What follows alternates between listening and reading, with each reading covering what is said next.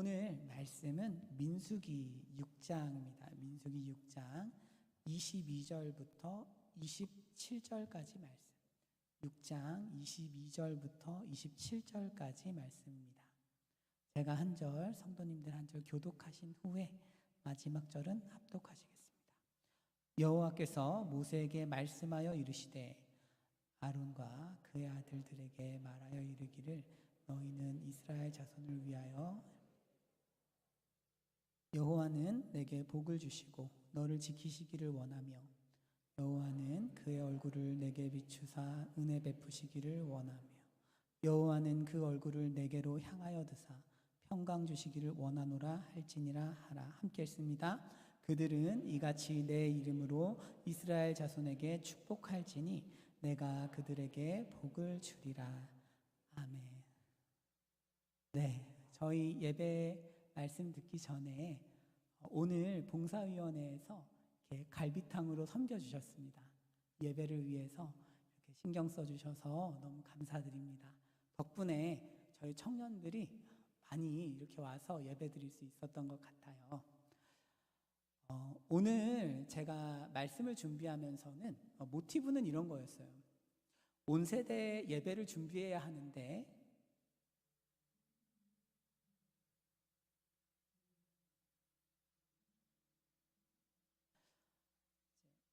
저도 결혼을 하고 애가 이제 180일 됐거든요. 좀 넘었는데 그러니까 이제 찬양도 다르게 들리는 거예요. 자녀가 들어간 찬양이 좋아요. 그래서 자녀가 복받는 찬양이 그렇게 좋은 거예요. 그래서 제가 방금 이렇게 우리 예배 시작할 때 네 번째 곡으로 이제 The Blessing이라는 내 자녀와 자녀들의 자녀에게까지 복이 천대까지 이룬다는 이 찬양을 함께 하고 싶은 거예요. 우리 하나님 마음이 이렇다. 축복이 이렇게 흘러가기를 원하는 하나님 마음이 온 세대에 이렇게 공유되면 좋겠다. 그래서 같이 찬양을 하는 좀 그런 온 세대 되고 싶어서 축복이라는 주제로 저희가 이렇게 모아봤어요. 축복이니까 그냥 말씀만 듣고 가면 내가 무슨 축복을 받았나 할 것 같아서 갈비탕을 준비했던 것입니다. 감사드립니다. 네, 그럼 이제 본문 보겠습니다. 여러분, 민수기는 광야에서 일어난 일들을 다루는 성경입니다. 광야. 여러분, 광야라고 하면 어떤 마음이 드십니까? 우리가 뭐 잘은 모르지만 광야라는 곳이 분명히 생존에 굉장히 불리한, 자신의 힘으로는 생존할 수 없는 공간인 것 같아요. 그리고 내가 아무리 노력해서 뭔가를 한다고 해도 그 어려움을 마땅히 타개할 방법이 없는, 광야에서 농사를 짓겠습니까? 뭘 하겠어요? 더위와 추위 앞에서 할 수 있는 것이 없죠. 말하자면 광야라는 것은 우리 인생이 굉장히 위협받는 공간이고 생존이 어려운 공간이다. 그런 어떤 공간을 형상화한 것이다 라고 할 수 있습니다. 사랑하는 성도 여러분, 오늘날 다음 세대 청년들 그리고 중고등학교 또 그보다 어린 다음 세대에게 인생은 어쩌면 광야와 같을 수 있을 것 같아요. 대학에 가는 것도 쉽지 않고 대학에 가서 열심히 공부를 해서 취업하기도 쉽지 않고 취업을 해서 겨우 직장에 가더라도 여러 가지 어려움에 시달리고 그것을 견뎌내도 집 한 채 마련하기 어려운, 사실상 불가능한 듯한 그런 느낌을 받는, 내 힘으로 생존이 가능한가? 라는 고민을 하는 세대입니다. 뿐만 아니라 사실은 이런 고민은 우리 모두가 하고 있습니다. 경제적인 어려움과 정치적인 어려움, 사회적인 불안, 이런 것들이 과연 우리가 우리 힘으로 생존할 수 있을 것인가에 대한 걱정을 계속하게 만듭니다. 그런 우리에게 오늘 하나님이 하고 싶으신 말씀이 있는 것입니다. 어떤 말씀일까요? 민수기 6장 22절입니다. 23절까지예요. 여호와께서 모세에게 이렇게 말씀을 하시는 거예요. 모세, 너는 아론과 그의 아들들에게 이렇게 전달을 해줘라. 뭘 전달을 할 거냐 하면, 너희는 이스라엘 자손을 위하여 이렇게 축복하여 일러라. 말하자면 제사장들이에요. 아론과 그의 자손은 제사장들입니다. 하나님의 백성에게 하나님의 말씀을 가르치는 사람들이라고 할 수 있습니다. 오늘로 치면 앞에 있는 목사님이나 강도사님, 전도사님, 혹은 또 교회 장로님들, 리더들, 여하튼 말씀을 가르치는 모든 사람들이라고 할 수 있습니다. 이 사람들에게 꼭 전달해야 될 이야기가 있어. 축복을 해야 되는데 이 내용으로 축복을 해야 된다라고 말씀을 하시는 거죠. 이 축복의 내용이 하나님 보시기에 굉장히 중요했던 것 같아요. 왜 그런가 하면 23절은 우리말 성경으로는 그냥 말하여 이렇게 되어 있지만 히브리어 성경에서는 강조형입니다. 강조형. 이것이 아모르라는 단어인데 부정사 절대형이라 그래요. 이제 동사를 원형이 아니고 기본형이 아니고 부정사 절대형을 쓰면 강조입니다. 말하자면 반드시 말해줘야 된다. 꼭 이 내용을 반드시 말해서 축복을 줘야 된다, 이 말이에요. 하나님께서는 이런 거죠. 광야에서 덥고 낮에는 덥고 밤에는 춥고 또 하나님만 의지해야 하는 그 척박하고 삭막한 환경에서 하나님의 백성을 만났을 때 꼭 축복을 해주라는 것입니다. 반드시 이 내용으로 축복을 해주라는 거예요. 어떤 내용일까요? 어떤 내용일까? 하나님께서는 광야에서 이 말씀만 붙잡고 살면 살아날 것이다. 그 어려운 광야 생활에서 승리할 수 있을 것이다 라는 믿음이 있으신 거죠. 자, 그러면 어떤 말씀인가 하면 민수기 24절에서 26절입니다. 여호와는 내게 복을 주시고 너를 지키시기를 원한다. 첫 번째 복이에요. 광야를 지나는 이스라엘 백성들은 하나님이 나를 지키시기 원하신다는 사실을 믿어야 합니다. 광야에는 뱀이 돌아다닙니다. 불뱀이 돌아다니고 전쟁도 있고요. 추위도 있고 더위도 있습니다. 배고픔도 있어요. 그 모든 것에서 하나님은 우리를 지키시기 원합니다. 하나님은 우리를 그냥 두지 않으시고 지키시기를 너무나 원하시는 분이다 라는 것이 첫 번째 복입니다. 우리가 만나는 문제들, 어려움들을 그냥 두시는 분이 아니고 그 어려움을 이기고 그 어려움을 피할 길을 주시는 분으로 믿으라는 것입니다. 또 25절에서는 그의 얼굴을 내게 비추사 은혜 비추시기를 원한다. 성경에서 얼굴을 비추신다라고 할 때는 사랑한다 이런 의미예요. 인격적으로 교제를 한다. 구원이 임한다. 이런 의미입니다. 말하자면 24절에서는 외적인 복입니다. 외적인 어려움들에게서 너를 구해줄게 라면 25절에서는 교제입니다. 하나님은 우리와 교제하기 원하십니다. 우리가 믿는 하나님은 멀리서 아무 말도 안 하는 우상이 아니고 정말 지근거리에서 연합하여서 사랑한다. 다시 한번 해보렴. 내가 너를 믿고 있어. 내가 널 도와줄게.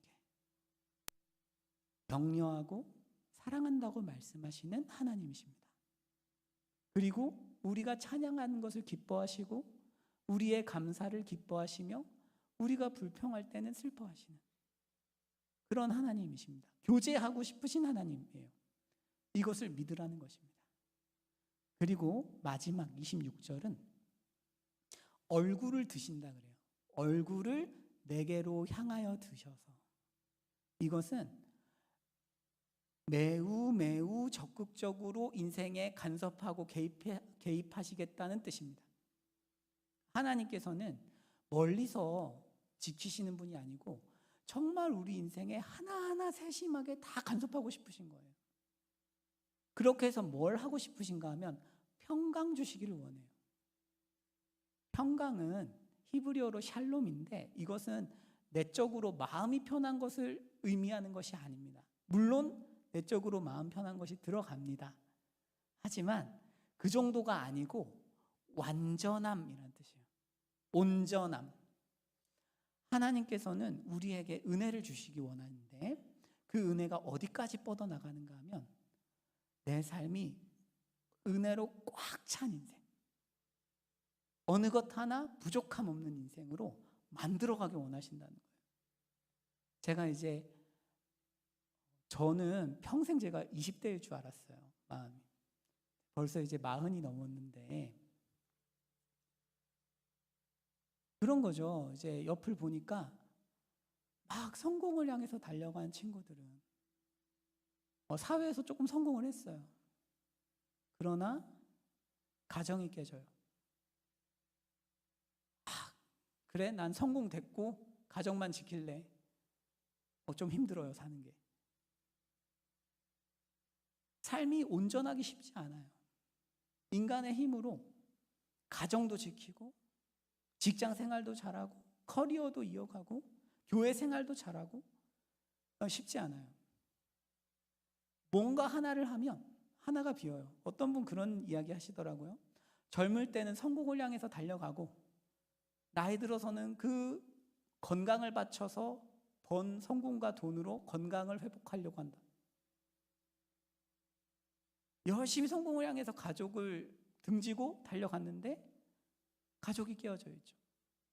온전함이라는 것이 이렇게 어렵습니다. 아마 40대, 50대 나이가 드실수록 너무 잘 아실 거예요. 야, 나는 내 직장을 위해서 헌신하고 했었는데 가정이 이상해졌네. 가정을 지킨다고 이게 이상해졌네. 쉽지 않은 것이죠. 그런데 성경은 오늘 무엇이라고 말하는가 하면 하나님께서는 은혜를 주셔서 정말 우리 인생을 가정이든 직장이든 건강이든 그 인생을 온전하게 만들어주고 싶어 하신다는 거예요. 우리가 믿는 하나님이 이렇게 좋은 분이죠. 오늘 말씀은 그래서 간단해요. 하나님은 어떤 분인가? 하나님은 우리 삶을 축복하시기 원하시는 분이다. 이것을 꼭 전하고 그것을 믿게 해라. 이것이 하나님이 메신저에게 주시는 어떤 임무라고 할 수 있습니다. 하나님은 축복을 말씀하시지만 문제는 축복을 믿기가 쉽지가 않아요. 먼저 이런 어려움이 있어요. 하나님이 광야에 이스라엘 백성들을 데려다 놓고 온전하게 해줄게. 처음부터 광야를 안 데리고 가시면 되잖아요.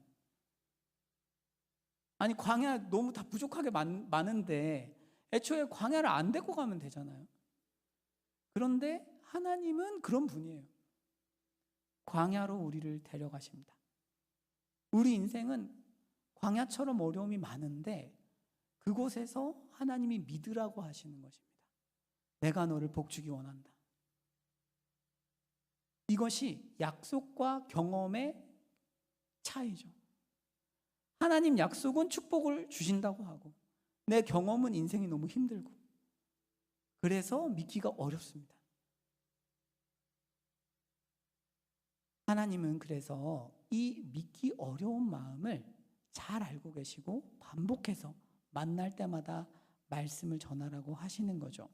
그런데 사실 하나님께서 우리를 축복하신다는 사실을 정말로 믿기 어렵게 만드는 것이 하나 있습니다. 아주 본질적인 게 하나 있습니다. 그게 뭘까요?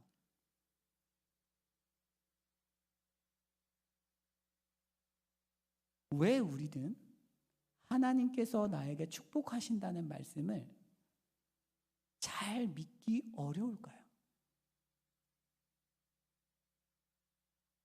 그 이유는 우리 스스로 우리가 죄인인 것을 너무나 잘 알기 때문에 그렇습니다. 무슨 말이냐? 우리는 하나님이 얼마나 거룩하고 좋은 분이신지를 배워요. 하나님은 좋은 분이에요. 거룩한 분이에요.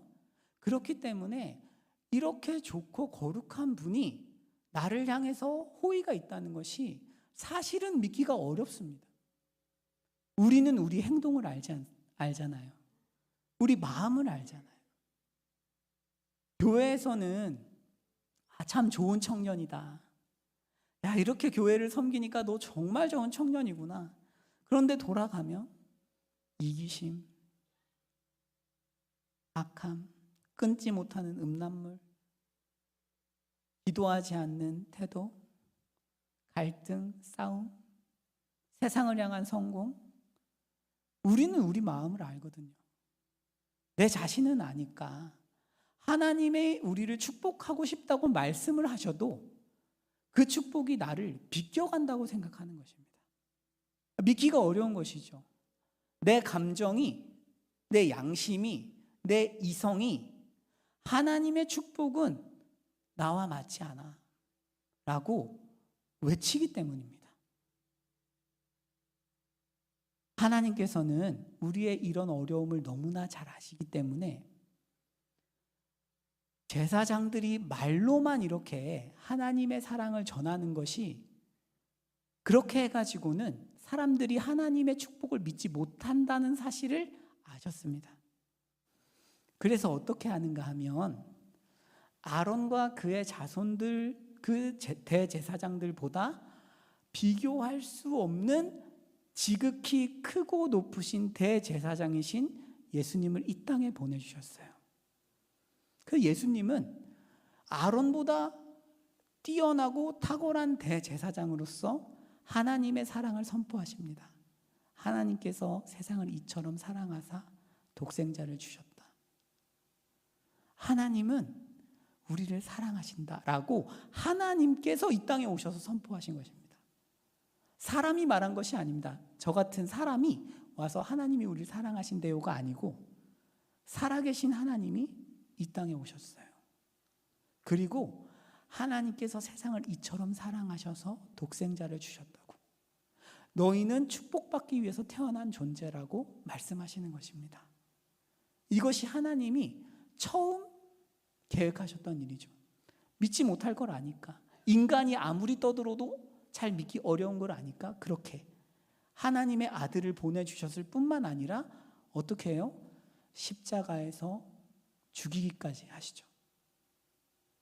인간은 하나님의 사랑이 필요한지도 잘 모릅니다. 예수님께서 십자가로 가실 때 단 한 사람도 십자가가 정말로 필요한지 이해하지도 못했습니다.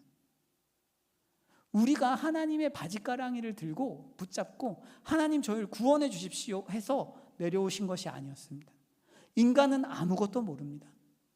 그런데 하나님은 아십니다. 인간에게 예수의 십자가가 얼마나 필요한지 너무나 잘 아시고 그분의 죽음이 없이는 우리는 결코 구원받을 수 없다는 걸 너무나 잘 아시기 때문에 그것 외에는 죄의 문제가 해결될 수 없고 그 십자가가 아니면 인간은 결코 하나님께 돌아오지 않는다는 사실을 알기 때문에 십자가를 지게 하셨습니다.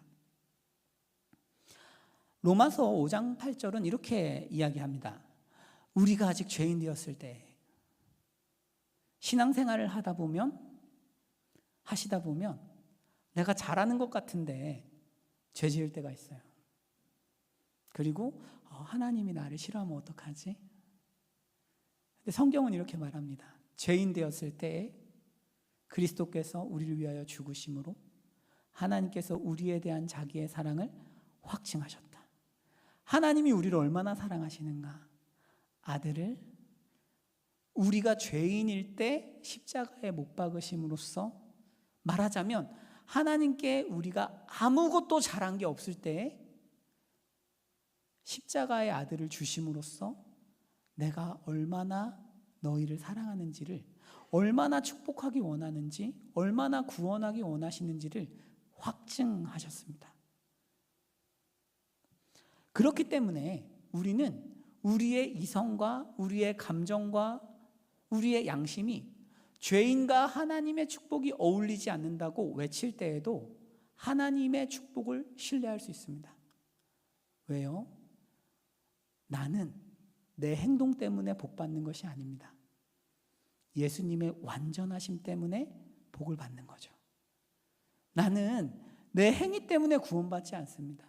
내 인생에 다가오는 어려운 문제를 내가 잘했기 때문에 하나님이 구원해 주시는 것이 아닙니다.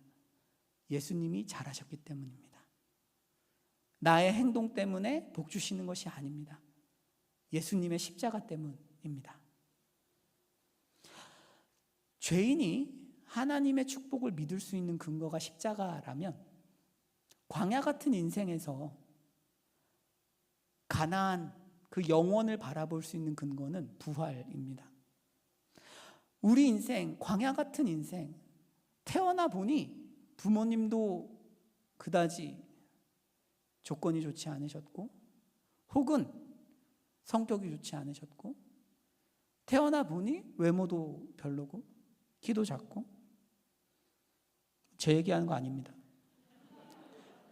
죄송해요, 제 얘기예요. 그런데 부활은 이 광야 같은 인생에 가나안이 있다는 신호탄입니다. 이 세계가 전부가 아닙니다. 예수께서 부활하셨다는 것은 죽음의 권세가 무너졌다는 뜻입니다. 이 세계가 전부가 아니라는 의미입니다. 죽음으로 이 세계는 끝나지 않고 부활로 하나님과 우리는 영생을 누립니다. 그래서 우리는 이 땅에서 하나님께 아무것도 받은 것이 없다고 착각할 때조차, 내 인생이 비참하고 초라하고 뭐 하나 도와주는 것 같은 사람이 없는 그런 상황일 때조차도 하나님의 약속을 믿을 수 있습니다. 왜? 예수께서 부활하셨고 그 부활하신 예수께서 영생을, 그 영원한 유업을 우리에게 예비하고 계시기 때문이에요. 십자가와 부활은 하나님께서 선물로 주셨습니다. 인간이 만든 논리가 아닙니다. 인간은 십자가와 부활을 상상해내지도 못합니다. 하나님이 그 이야기를 하셨기 때문에 우리가 생각할 수 있고 들은 것이지, 사실은 성경에서 말하지 않는다면 아무것도 몰랐을 거예요. 상상조차 할 수 없습니다. 하나님은 십자가와 부활을 은혜로 주셨고 선물로 주셨습니다. 이것은 하나님이 우리를 얼마나 많이 사랑하시는지, 얼마나 축복하기 원하시는지를 너무나 선명하게 보여주는 사건입니다. 주 안에서 사랑하는 성도 여러분, 삶을 변화시키고 싶으십니까? 저는 정말 간절히 원해요. 제 삶이 변했으면 좋겠어요. 제 삶이 하나님의 생명으로 가득하면 좋겠어요.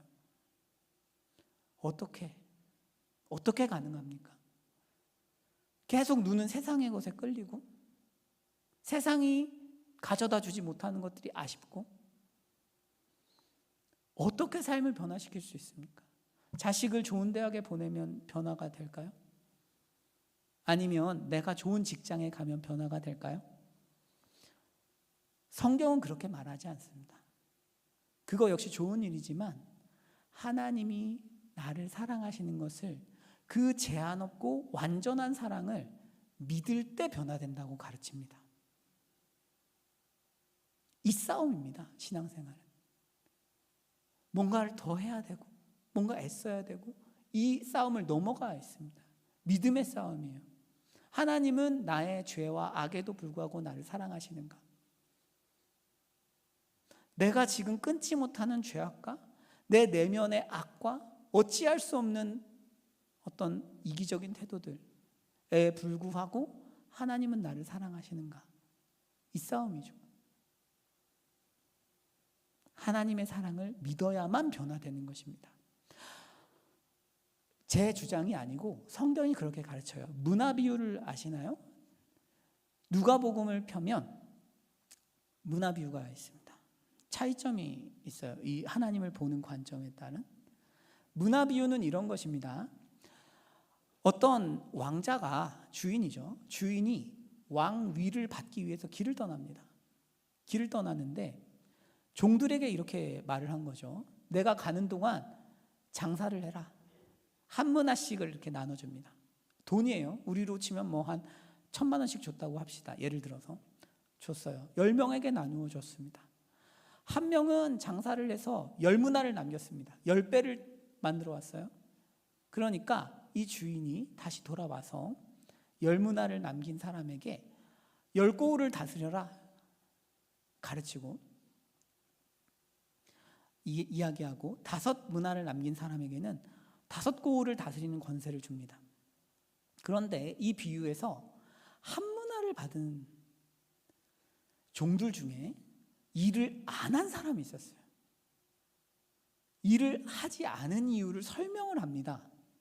이 왕이 와가지고 왜 일을 안 했어? 이렇게 얘기합니다. 누가복음 19장 20절 21절입니다. 한 사람이 와서 당신의 한 문화가 여기 있습니다. 내가 쌓아뒀습니다. 보관을 잘해뒀습니다. 먼지도 안 묻었어요. 이는 당신이 엄한 사람인 것을 내가 무서워해서입니다. 이 종은 주인을 무섭게 여겼습니다. 주인이 뭔가 내가 실패하면 혼낼 거라고 생각했어요. 책임을 물을 거라고 생각했습니다. 주인이 무섭습니다. 그러니까 무능력한 것입니다. 착각이죠. 주인은 어떤 사람이에요? 5문화를 남긴 사람한테 5고을을 주는 사람이에요. 장사를 해서 5만 원을 남겼는데 아파트 5채를 준 것입니다. 얼마나 관대한 사람이에요.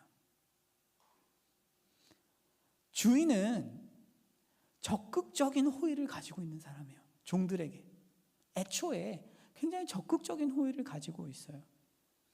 그래서 이 주인을 믿은 종들은 도전할 수 있었어요. 그래서 문화를 남길 수 있었습니다. 저는 문화 비유에서 종들이 두려움 때문에 열심히 했다고 생각하지 않습니다. 왜냐하면 두려움 때문에 열심히 한 사람은 한 문화를 가지고 10문화나 남기지 않습니다.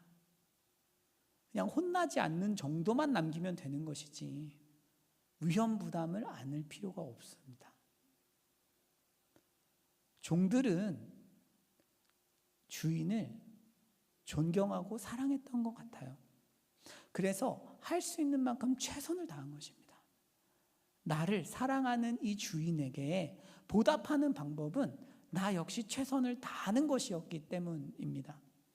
혼나지 않기 위해서가 아니라 이 주인을 정말 사랑하고 섬기기 위해서였습니다. 사랑하는 성도 여러분, 우리 신앙생활을 어떻게 하고 계십니까? 혼나지 않기 위해서, 내 양심을 달래기 위해서 애쓰고 있는 수준이라면 그렇게 해서 아무리 열심히 한들 두려움에서 벗어날 수 없는 것이죠. 결국은 하나님이 나를 얼마나 사랑하시는지, 하나님이 내 존재 자체를 얼마나 은혜롭게 받으시는지에 대한 싸움입니다. 그러면 어떻게 될까요? 이 사랑이 정말 나에게 믿어지면, 듣고 들어서 정말 이 사랑이 익숙해지면 우리는 하나님 앞에 모든 걸 드릴 수 있게 돼요. 사랑 안에서 정말 최선을 다할 수 있게 돼요. 이것이 복음입니다. 오늘 말씀 6장 앞뒤로 이런 것들이 있어요. 지금 제사장의 축복을 놓고 그 앞에는 나실인의 서약이 있습니다. 나실인의 서약은 몸을 드리는 것입니다. 그 뒤에는 각 지파의 대장들이 헌물을 드리는 장면이 나옵니다. 헌금하는 거예요. 제사장의 축복을 가운데 놓고 성경은 나실인의 서약과 몸을 드리는 것과 그 뒤에 돈을 드리는 것을 말합니다. 왜 그럴까요? 그 중심에 하나님이 축복하신다는 믿음이 있다는 것입니다. 누가 하나님께 정말 극단적으로 헌신하여 나실인이 될 수 있습니까? 하나님의 축복을 믿는 사람이에요. 하나님이 나를 사랑하신다고 믿는 사람이에요. 누가 하나님께 정말 참된 헌물을 드릴 수 있습니까? 하나님이 나를 사랑하신다고 믿는 사람입니다. 결론입니다. 저는 작년 10월에 아들을 받았어요. 선물로 받았는데 제가 아들을 이렇게 낳고 보니까 요새 너무 귀여워요. 심장이 아파요. 제가 요새 이제 성경이 새롭게 보이는 부분이 있어요. 뭐냐 하면 구약에는 아들을 우상에게 바치는 이야기들이 있습니다. 갓난아이를 막 잡아먹는 이야기도 나와요. 우상에게 제물로 바치는 이야기가 나와요. 삶의 위기가, 거대한 위기가 왔을 때 막 아들을 죽입니다. 읽으면서 그런 생각이 들어요. 너무 끔찍하다 이거. 너무 끔찍한데 어떻게 아들을 죽일 수가 있지? 사이가 안 좋았나? 그런 거 아닙니다. 그런데 이해가 안 가죠. 이해가 안 가요. 하나님의 사랑은 이해할 수 없는 거라는 걸 좀 더 알게 됐어요. 이해할 수 없는 것이다, 하나님의 사랑은. 어떤 의미에서 미친 수준의 사랑이죠. 이런 생각을 최근에 해봐요. 한번 성도님들도 해보십시오. 나랑 관계가 정말 안 좋은 한 사람, 그 사람이 있는데 그 사람을 살리기 위해서 아들을 죽여야 된다면, 내 자녀를 죽여야 된다면 죽일 사람 누가 있습니까? 제가 우리 공동체의 청년들을 놓고 생각해봐요. 아들을 줄 수 있을까? 안 될 것 같은데. 아주 특정한 조건에서, 뭔가 극단적인 상황에서는 어쩌면 모르겠어요. 그렇지만 제정신일 때는 못할 것 같아요. 하나님은 그렇게 하시는 분이라는 거죠. 제가 최근에 성경을 읽으면서 제일 강하게 들어왔던 구절은 아끼지 아니하고입니다. 하나님은 아들을 아끼지 않으십니다. 아들을 그냥 주시지 않아요. 철저히 계산해서 아까운데 내어주는 것이 아닙니다. 나라는 사람을 구원하시기 위해서 아들을 아끼지 않습니다. 내가 더 귀한 것입니다. 그렇기 때문에 이런 복을 주신 하나님께서 어떻게 아들과 함께 모든 것을 우리에게 주지 않으시겠습니까? 이 사랑이 정말 오늘 믿어지고, 그래, 하나님이 정말 나를 축복하기 원하시는구나 라고 확신하는, 이 확신이 우리의 기도를 열어주는 그런 은혜가 있기를 축복합니다. 기도하겠습니다.